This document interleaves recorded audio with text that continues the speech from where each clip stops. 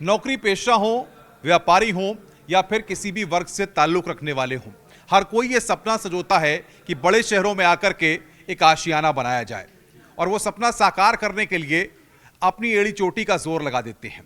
नौकरी पेशा लोग पैसे इकट्ठे करते हैं और ये सोचते हैं कि बड़े शहरों में एक छोटा सा फ्लैट ले लिया जाए तो वो उनका आशियाना बन जाएगा। लेकिन किसी को नहीं पता होता कि जिन पैसों को वो इकट्ठा कर रहे हैं उन पैसों को बिल्डर सांठ-गांठ करके ऐंठ लेगा और उनको उनका आशियाना भी नसीब नहीं होगा। सुपरटेक ने लगातार कुछ लोगों के साथ ऐसी ही धोखाधड़ी की। किसी को कैसे जुल्म दिए गए, किसी को कैसे जुल्म दिए गए, किसी के अपने इस दुनिया से चले गए, लेकिन उनको कई सालों के बाद भी फ्लैट नसीब नहीं हुआ। आज न्यूज़ 18 कुछ ऐसे ही लोगों को आपके सामने लाया है, कुछ ऐसे ही परिवारों को आपके सामने लाया है जो पिछले कई सालों से पीड़ित हैं। किसी के पति खत्म हो गए तो किसी को एक दुकान तक नसीब नहीं हुई, एक फ्लैट तक नसीब नहीं हुआ और उन्हें सड़कों पर रहने के लिए मजबूर होना पड़ रहा है। हमारे साथ के तमाम लोग हैं जो कि सुपरटेक के बिल्डर से प्रताड़ित हैं। इन सबके सामने अपनी समस्याएं हैं। इन्हीं लोगों से हम बातचीत करेंगे। एक छोटी बच्ची भी है जिसने अपने पिता को खोया है और उसने प्रधानमंत्री नरेंद्र मोदी को बाकायदा इसके लिए पत्र भी लिखा और साथ ही साथ बिल्डरों के लिए लड़ाई लड़ने वाले नेफोमा के पदाधिकारी भी हमारे साथ हैं, उनसे भी हम बातचीत करेंगे। मैडम, कब आपने फ्लैट बुक कराया था, क्या हुआ आपके साथ और किस तरीके से आप कहेंगी कि सुपरटेक ने आपके साथ धोखाधड़ी की? नमस्कार, न्यूज़ 18 का धन्यवाद। उन्होंने हमें ये मौका दिया हमारे दर्द हमारे सिस्टम तक पहुंचाने की। मैंने 2017 में घर बुक कराया था सुपरटेक स्पोर्ट्स विलेज में और उसके बाद घर तो बना नहीं, रिफ़ंड वो करते नहीं, उनका प्रैक्टिस है। उन्होंने जब हमने रिफ़ंड मांगा कि आपने घर नहीं बनाया तो रिफ़ंड दे दीजिए, उन्होंने मना कर दिया। उनका एक प्रैक्टिस होता है कि इंक्रीज रेट पे आपको ट्रांसफ़र कर दिया जाता है। तो हमारा यूनिट ट्रांसफ़र हुआ और आज के डेट में वो यूनिट जो है वो इंसॉल्वेंट हो गया है। इन बिटवीन 2021 में कोविड में मेरे हस्बैंड चले गए हैं। मैं बच्ची के साथ अकेली हो गई थी। मैंने इनके बहुत मिन्नत किए, मैं इनके ऑफिस गई, इनके संपर्क में आई, मैंने रिक्वेस्ट किया था कि मेरे पति चले गए हैं, आप मुझे हमारे कुछ दे दीजिए, नहीं तो मुझे रिफ़ंड कर दीजिए। उन्होंने मुझे घर नहीं दिया, रिफ़ंड तो किया ही नहीं है। तब मेरी बच्ची सिर्फ 6 साल की थी। मैं भटक रही थी इनके दफ्तर में। उसके बाद इंसॉल्वेंट हो गया और बहुत सारे इनके झांसे थे, जिस झांसे में हम लोग आ गए थे। डेंटल स्कीम, ये वो सब पेंशन, बहुत सारे होम बायर पीड़ित है, उनमें से एक मैं भी हूँ। लेकिन शायद मेरी दर्द बहुत ज़्यादा है क्योंकि मैं एक बच्ची को लेके भटक रही हूँ और ये सिस्टम मुझे अकेला छोड़ दिया है। मेरे पास रहने के लिए घर नहीं है और मैं जिस घर में किराए पे रह रही हूँ मुझे वहाँ से धमकी मिलता है कभी भी मुझे घर खाली करना पड़ेगा। मुझे पता नहीं मैं आगे कहाँ जाऊँगी। कब से आप ये झेल रही हैं और आपने क्या सुपरटेक से संपर्क किया? देखिए, रोइए मत, न्यूज़ 18 आपके साथ है। हम आपके साथ पूरी तरह से खड़े हुए हैं। हम जानते हैं कि पिछले वक्त में आपने जो दर्द झेला है ये जाहिर तौर पर किसी के लिए इतना आसान नहीं होता। 2021 से मैं भटक रही हूँ और 17 साल में मेरी बुक 2017 में मेरी बुकिंग थी। आज 8 साल हो गए हैं, मैंने सारा पैसा पे कर दिया है मेरी बच्ची की रोटी काट के, लेकिन मुझे घर नहीं मिला। मैं कहाँ जाऊँगी, क्या करूँगी? हम लोग आम इंसान हैं, हमारे पास कोई पॉलिटिकल नहीं कनेक्शन है, ना ही कोई लीडर है, ना कोई रिप्रेजेंटेटिव है। जो भी जाते हैं मिलने वो खाली अपने बात करके आ जाते हैं, वो आम इंसान के दर्द को नहीं पहुँचाता है। मैं आपके माध्यम से माननीय मुख्यमंत्री जी से निवेदन कर रही हूँ कि इसको जेल भेजना हमारा ऑब्जेक्टिव नहीं था, हमारा ऑब्जेक्टिव हमारा घर है। मैं यहाँ आई हूँ आपके माध्यम से निवेदन करने कि हमें हमारा घर दिलाया जाए और कल से शायद हमारा दर्द और टेंशन और बढ़ गया है कि हमें हमारा घर कैसे मिलेगा। अब तो ये जेल चला गया है। तो ये हमारा जो भी मदद वो सिर्फ और सिर्फ हमारे सिस्टम कर सकते हैं, जो कि कहीं ना कहीं जगह हमें नज़र आता है कि शीतकालीन निद्रा में है, तो निद्रा से जागे और होम बायर्स को घर दिलाए। तो देखिए, ये महिला हैं जो कि बार बार भावुक हो जा रही हैं, अपना दर्द बयां कर रही हैं क्योंकि इन्होंने जो पिछले वक्त में झेला है और इनके सामने अभी इनका आशियाना भी नहीं है, इनकी छोटी बच्ची भी है। बेटा, आपने भी अपनी बात को प्रधानमंत्री तक पहुँचाने के लिए चिट्ठी लिखी है, क्या बात आपने इस चिट्ठी में लिखी है? मोदी दादू हमें हमारा घर दिलाए। मेरे पिताजी 2021 में कहाँ चले गए वो मुझे मालूम नहीं है। मेरे पिताजी ने सारे पैसे दे दिए पर हमें हमारा घर नहीं मिले। मोदी दादू हमें हमारा घर दिलाए, हमें हमारा छत दिलाए। तो देखिए, एक छोटी बच्ची भी आस लगाए बैठी है कि उसको उसका परिवार, उसके पिताजी इस दुनिया में नहीं है लेकिन घर मिलेगा। ठीक इसी तरह से सुपरटेक के एमडी ने बहुत सारे सपने संजोए, बहुत बड़े बड़े विज्ञापन दिए, लेकिन सबसे बड़ी बात यह है कि शायद इन आंसुओं का हिसाब देने वाला आज के वक्त में इनके साथ कोई नहीं है। लेकिन न्यूज़ 18 एक जिम्मेदार न्यूज़ चैनल है जो इन लोगों की आवाज़ बन के आज इनके साथ खड़े हुए हैं। कुछ और भी पीड़ित हैं, उनसे भी बातचीत करते हैं। सर, क्या नाम है आपका? किस तरीके से आपके साथ धोखाधड़ी हुई? मेरा नाम किशोर कुमार है। मैंने सुपरटेक इको विलेज 1 के नाम से जो इनका प्रोजेक्ट है उसमें एक दुकान ली थी 2011 में। और अभी मेरे साथ ये है कि जो दुकान मैंने ली थी, जिसका मैंने पैसा दिया है, वो दुकान मेरे सामने बनी हुई है।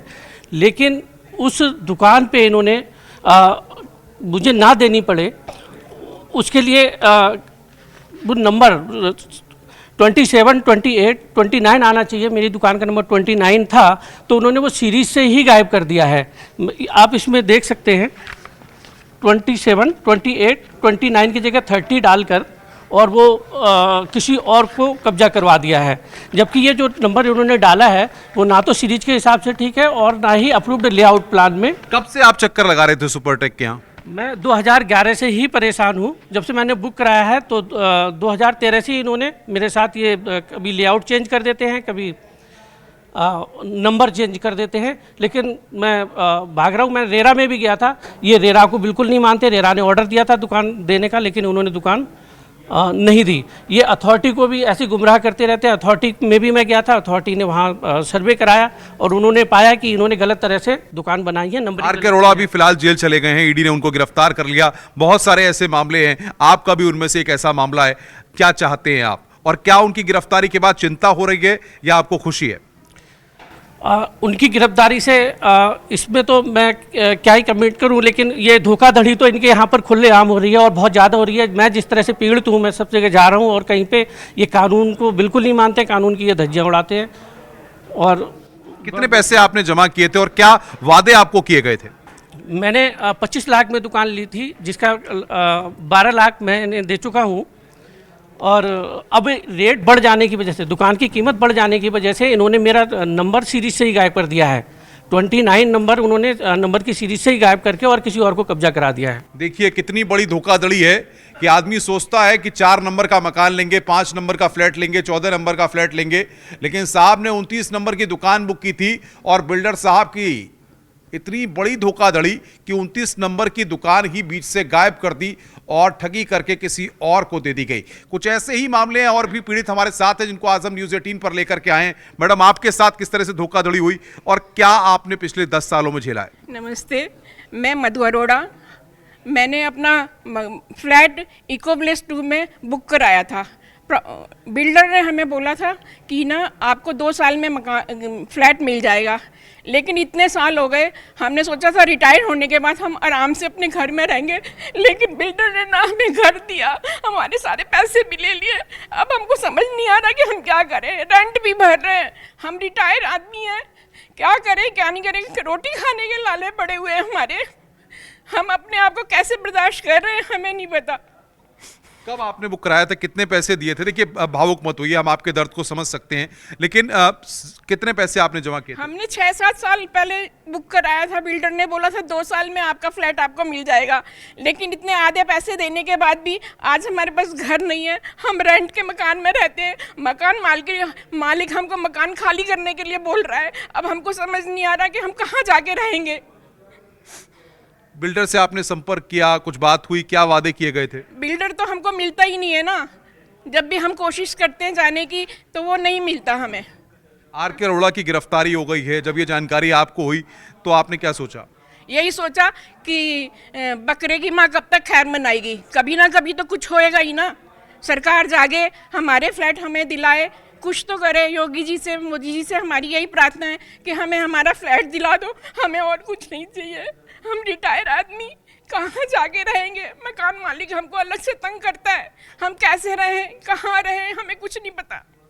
तो देखिए ये आंसू जो हैं इस बात को बयां कर रहे हैं कि सुपरटेक में बड़े बड़े विज्ञापनों को देख करके, बड़े बड़े लोगों के द्वारा जिस तरीके से चीजों को रखा गया, ये देख करके ये सपना सजोया गया था कि रिटायरमेंट के बाद एक 3 BHK में रहेंगे, आराम से ऐश की जिंदगी होगी, नोएडा की हवा और बाकी चीजों का आनंद लिया जाएगा। लेकिन रिटायरमेंट के बाद क्या नसीब हो रहा है? आंसू नसीब हो रहे हैं।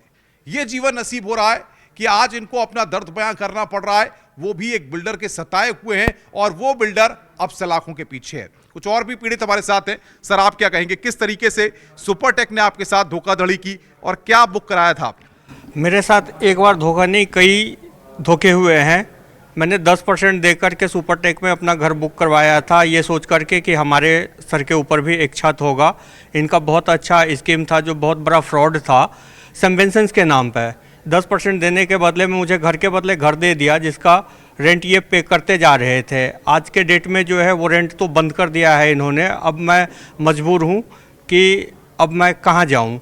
दूसरा चीज़, जो ये सबवेंशंस के नाम पे मेरे से लोन लिए थे और उसका जो EMI भरना था वो भरना बंद कर दिया।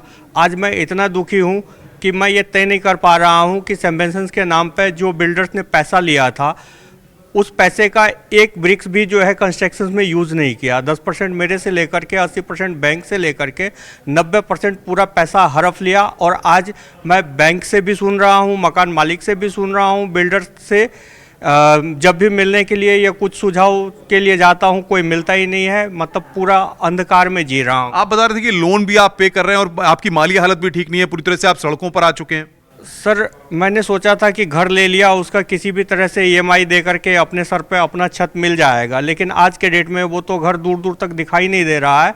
और मेरे नाम पे जो फ्रॉड के माध्यम से इन्होंने 80% सबवेंशंस के नाम से लोन लिया था उसका EMI भी नहीं दे रहा है। तो EMI नहीं भरने के वजह से मुझे ये भी नहीं पता है कि मेरे साथ जो है कितना बैंक का जो है प्लेसमेंट होगा, कितना उसका EMI होगा और क्या होगा। दूसरी चीज़ जो है, जो घर दिया था अब वो घर के भी नोटिस आ रहे हैं घर खाली करने के लिए, जो है मेरे से बार बार बोला जा रहा है। और मैं अभी सोच ही नहीं पा रहा हूँ कि मैंने मतलब किस तरह से जो है सुपरटेक के साथ मतलब क्या मति मारी गई थी जो मैंने उस टाइम बुक करा। और देखिए ये दर्द है और जो भी इन्होंने कमाया, जो भी बचाया, उसको तो ये ट्रांसफर करते रहे सुपरटेक के खाते में और इनके पास आए हैं दर्द और इस दर्द की दवा अब इनको नजर नहीं आ रही है। ये 4 लोग सिर्फ वो पीड़ित हैं जो बानगी भर हैं, लेकिन और भी हजारों लोग अलग अलग शहरों में मौजूद हैं। हमारे साथ नेफोमा के पदाधिकारी हैं अनु खान, जो लगातार पीड़ितों की लड़ाई लड़ रहे हैं। कितने ऐसे मामले सुपरटेक के सामने आ चुके हैं, भले ही आर के अरोड़ा अब सलाखों के पीछे हैं, लेकिन ये दर्द बता रहा है कि कितना सताया है, कितना जुल्म दिया है और सुपरटेक ने कभी भी बायर्स के लिए कुछ भी नहीं किया। बिल्कुल ये छोटा मोटा दर्द नहीं है। जब इन लोगों की बातें सुनते हैं, हमारे पास तो 2010 से जब से एसोसिएशन बना हुआ है, हम लोग लगातार प्रयास कर रहे हैं कि किसी तरह इन लोगों को न्याय मिल पाए, लेकिन बिल्डर की इतनी मोटी चमड़ी हो जाती है, इतना बड़ा नेक्सस होता है कि उसमें प्राधिकरण, नेता सब संलिप्त होते हैं और जिसके कारण आज ये हालत है कि 20 हज़ार लोग जो हैं वो सड़कों पर हैं और कहीं पर भी कोई सुनवाई नहीं है। वो लोग अपनी ज़िंदगी भर की कमाई बिल्डरों को दे के बैठे हुए हैं, लेकिन एक आसियाने की छत उनको नसीब नहीं हो रही है और वो सड़कों पर धक्के खा रहे हैं। हर जगह जा रहे हैं, हर फोरम पर जा रहे हैं, रेरा जा रहे हैं, न्यायालय जा रहे हैं, लेकिन उनको न्याय। लेकिन कैसे ये सब हुआ? एक बिल्डर इतने सालों तक लोगों को लूटता रहा, ठगता रहा और उसके बाद भी किसी ने कोई कार्रवाई नहीं की। हम देख रहे हैं कि इससे पहले भी कई बार हिरासत में लिया गया, उसने कुछ पेमेंट्स भी किए, लेकिन कई राज्यों में इतना एक्सेस फैला हुआ था, उसके बाद भी कोई बड़ा एक्शन नहीं हुआ। देखिए, इसमें आप अगर आप जाएंगे तो कौन उसके छत के ऊपर कौन है ये देखना पड़ेगा कि इतना बड़ा फ्रॉड, एक हज़ार नहीं हज़ारों करोड़ रुपए का फ्रॉड हो जाता है और कोई सुनने वाला नहीं होता। तो ये कैसे हो सकता है कि जब तक बड़े जो बड़ी सरकारें हैं, मंत्री हैं, मुख्यमंत्री के ऊपर जो लोग हैं, जब तक वो नहीं इसको कंट्रोल करेंगे तब तक ऐसे जो उदाहरण हैं आपके सामने आते रहेंगे। और आप ये देखिए कि जनता सड़क पर रो रही है। एक बिल्डर की बात है, ये एक बिल्डर है, ऐसे और भी कई दर्जनों बिल्डर हैं जिनके हालात यही हैं। क्योंकि ये आप देखेंगे कि सिर्फ सुपरटेक के 20,000 फ्लैट बायर हैं और 20,000 फ्लैट। अच्छा, ये बताइए, आर.के. अरोड़ा की गिरफ्तारी के बाद अब जो जिन लोग पीड़ित हैं, इनकी चिंताएं काफी बढ़ गई हैं, तो ऐसे में अब समाधान कैसे निकलेगा? कोई समाधान निकलता दिख रहा है? नहीं, जब तक सरकार, मुख्यमंत्री साहब इसमें इन्वॉल्वमेंट नहीं होंगे तब तक कोई समाधान नहीं होगा। अगर सरकार चाहे तो 10 दिन में न्याय मिल सकता है इन लोगों को, लेकिन अगर सरकार नहीं चाहेगी तो कोई सॉल्यूशन नहीं निकलेगा। ये भागते रहेंगे, कोर्ट जाते रहेंगे, कोर्ट से कोई, आप सोचते हैं कि कोर्ट में कितना प्रक्रिया कितनी लंबी होती है। बिल्डर ये जाते हैं, बाहर जाते हैं बिल्डर के दफ्तर में, वो तो ये कहता है कि हमने तो अपनी लीगल टीम बिठा रखी है, आप जाइए कोर्ट चले जाइए। सीधा उसका इनसे ये कहने का तात्पर्य ये होता है कि आप जाइए कोर्ट जाइए, हमारे ये बात आप रख रहे हैं। मैडम, सवाल ये, दर्द बहुत है आपका, लेकिन सबसे बड़ी बात ये कि उम्मीद अब किससे? आपको सरकार से उम्मीद है? क्योंकि इतने साल हो गए आपको आपका फ्लैट नहीं मिला। मेरी उम्मीद सिर्फ और सिर्फ मेरे मुख्यमंत्री से है, और मैं जानती हूँ, मुझे पूरा यकीन है वो डू इट नाउ कल्चर में बिलीव करते हैं। तो वो आपके माध्यम से वो जब हमें सुनेंगे, उन्हें हमारे दर्द की एहसास ज़रूर होगी। वो एक मार्मिक, वो एक संत है, तो उनके हृदय में हमारे जो दर्द है वो पीड़ा गूंजेगी।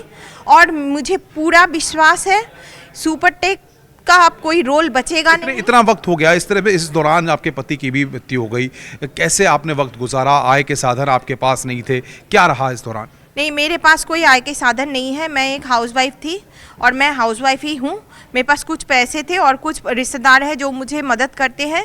मेरे बच्चे की स्कूल फीस है 10,000 रुपीज़। मैं रेंट प्लस EMI भर के सब कुछ करके ले लीजिए। NCR में आप जानते हैं 50,000 का मेरा मिनिमम खर्चा आ जाता है।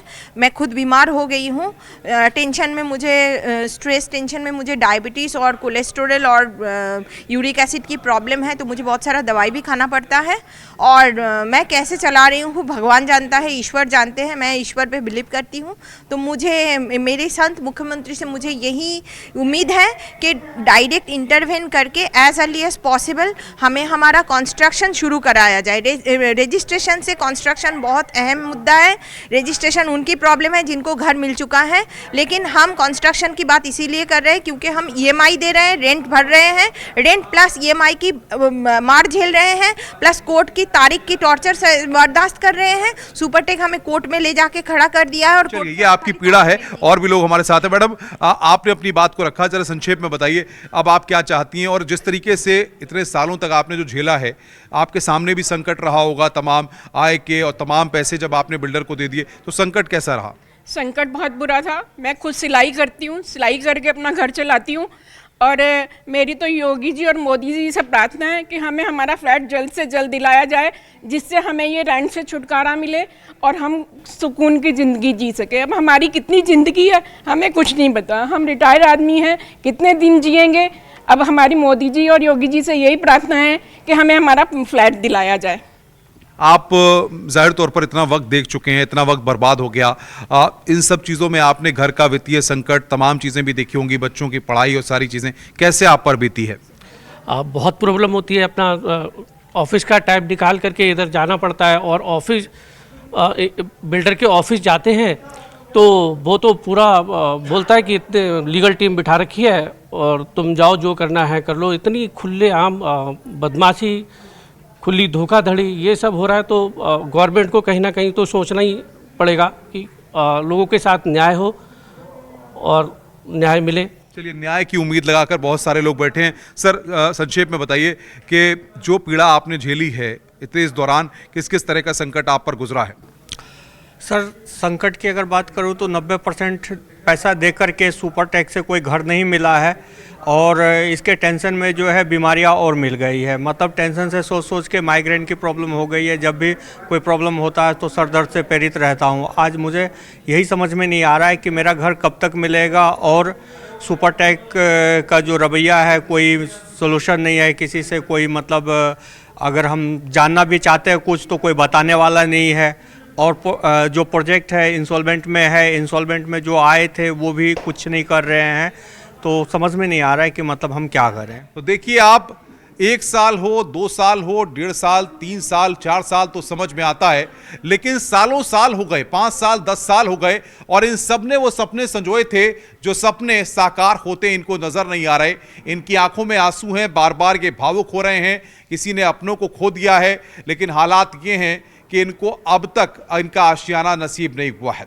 सुपरटेक बिल्डर के मालिक भले ही सलाखों के पीछे चले गए हों, लेकिन सबसे बड़ी बात यह है कि इनके माथे पर चिंता की लकीरें अब भी हैं, इनके सामने आय का संकट अब भी है। ये समझ नहीं पा रहे कि इतने साल बाद क्या कोई इनकी सुनने वाला है, क्या सरकार या फिर जो जिम्मेदार अधिकारी हैं वो इनकी सुनवाई करके इनके आशियाने को इन्हें दिला पाएंगे। न्यूज़ 18 के लिए अनुपम मिश्रा।